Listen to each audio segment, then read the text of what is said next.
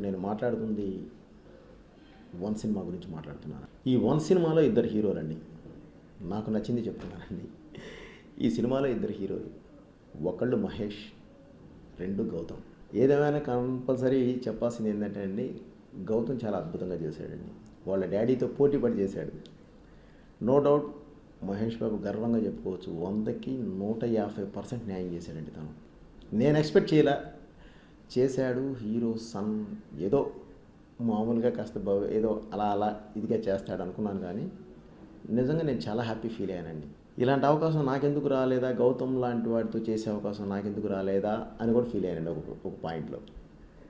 అలాగే ఇక మహేష్ బాబు విషయానికి వస్తేనండి, ఏ ప్రాజెక్ట్ చేసినా మహేష్ బాబు నాకు బాగా ఐడియా ఉందండి, కొత్తదనాన్ని ఎంకరేజ్ చేయడానికి ప్రయత్నిస్తాడండి, కొత్తగా చేయడానికి ప్రయత్నిస్తాడు.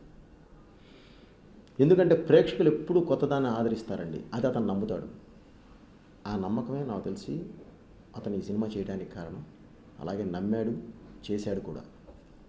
దానికి తగ్గట్టే మా 14 రీల్స్ ప్రొడ్యూసర్స్ ఆ ప్రాజెక్ట్కి ఎంత ఎంకరేజ్ చేయాలో, ఎంత న్యాయం చేయాలో అంత చేశారండి, ఎక్కడ కాంప్రమైజ్ కాకుండా. సో అలాంటి సినిమా ఈరోజు మీ ముందుకు వచ్చిందండి. తప్పకుండా ఈ సినిమా మిమ్మల్ని అలరిస్తుంది అని చెప్పి ఆశిస్తున్నానండి. టోటల్ వన్ టీమ్కి కంగ్రాట్స్. థ్యాంక్ యూ అండి, మీ బోయ్.